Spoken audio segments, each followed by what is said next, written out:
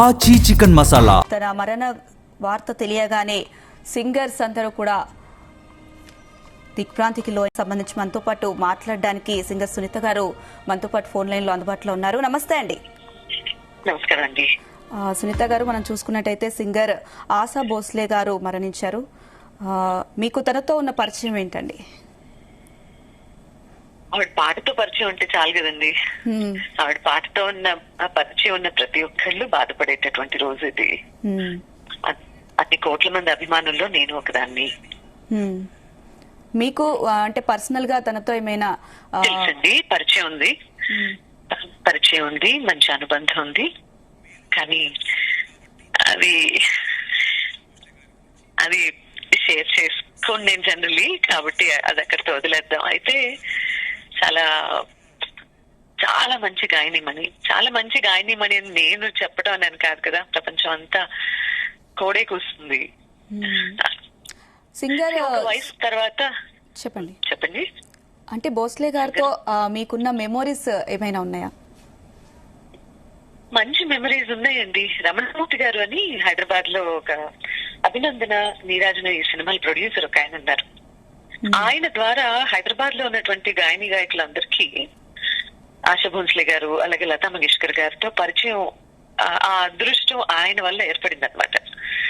ఏంటంటే లతా మంగేష్కర్ అవార్డు ఒకటి ఇంట్రడ్యూస్ చేసి 2010లో అనుకుంటా లతాజీతో మాట్లాడించడం జరిగింది వారు.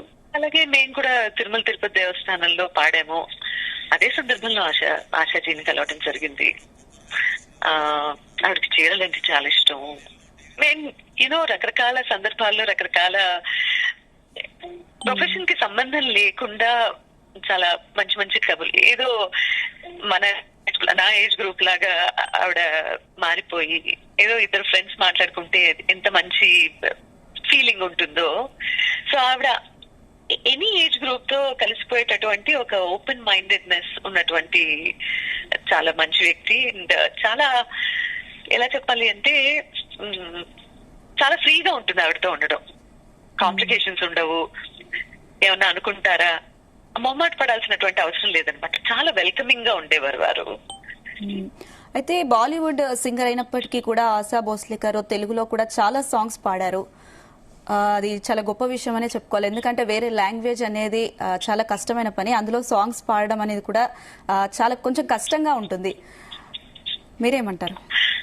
అలా లేదండి, మన బాలు గారు ఎన్ని భాషల్లో ఎన్ని వందల పాటలు పాడి, అసలు కన్నడలో పాడితే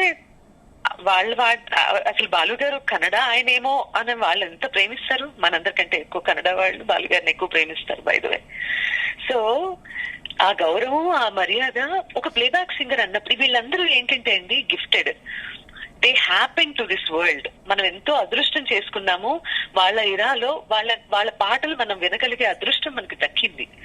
అలాగే ఆశా భోస్లే గారి పాట వినే అదృష్టం దక్కింది. ఆవిడ్ని సెలబ్రేట్ చేసేటటువంటి ఆపర్చునిటీస్ మనకి చాలా వచ్చాయి, మనకి దక్కింది. And we celebrated her, we will celebrate her forever. Legendary singers అందరూ అంటే బాలసుబ్రహ్మణ్యం గారు గాని, ఇప్పుడు ఆశా భోస్లే గారు గాని ఇలా ఒక్కొక్కరుగా ఇండస్ట్రీని వీడి వెళ్ళిపోతున్నారు. మరి ఏంటి ఇండస్ట్రీలో వీళ్ళు లేని లోటు కనిపిస్తుంది అనుకోవచ్చా? మిమ్మల్ని ఇదే క్వశ్చన్ అడుగుతాను, మీరు చెప్పండి సమాధానం. మీరు కూడా పాటలు వింటారు కదా, లోటే అండి. ఇప్పుడు వీళ్ళు నాట్ జస్ట్ ప్లేబ్యాక్ సింగర్స్ అండి, వాళ్ళు గొప్ప వాళ్ళు చెప్తున్నాను కదా. సంగీతం అనేది భగవంతుడు ఇస్తే తప్పించి వచ్చే వరం కాదు.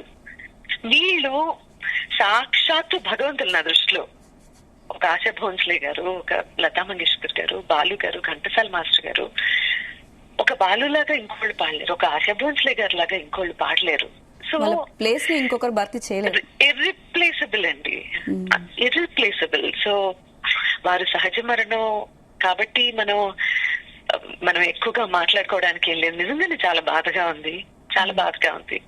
ఎంత కాదనుకున్నా, ఎంత వయసు అయిపోయినా సరే మన వాళ్ళు మనతోనే ఉంటే మనకు అదొక ఆనందం, చాలా అపురూపంగా అనిపిస్తుంది. మనిషి భౌతికంగా లేరు కానివ్వండి, వారి పాట ఈ భూమి ఉన్నంత వరకు ఉంటుంది అని నేను గట్టిగా నమ్ముతాను.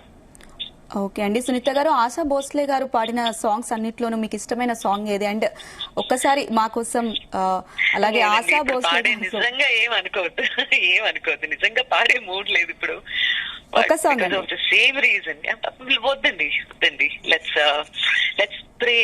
మీ పాటతో నివాళులర్పిద్దామండి. లేదండి ఐఎమ్ సో సారీ, ఈ అవకాశం నేను వినియోగించుకోలేకపోతున్నాను. బట్ ఆవిడ ఫర్దర్ జర్నీ చాలా స్మూత్ గా ఉండాలి అని చెప్పి, భగవంతుడు ఆవిడ్ని తన దగ్గరికి చాలా జాగ్రత్తగా చేర్చుకోవాలి అని చెప్పి నేను ప్రార్థన చేస్తున్నాను అంతే. ఓకే అండి, thank you for your time. Thanks అండి.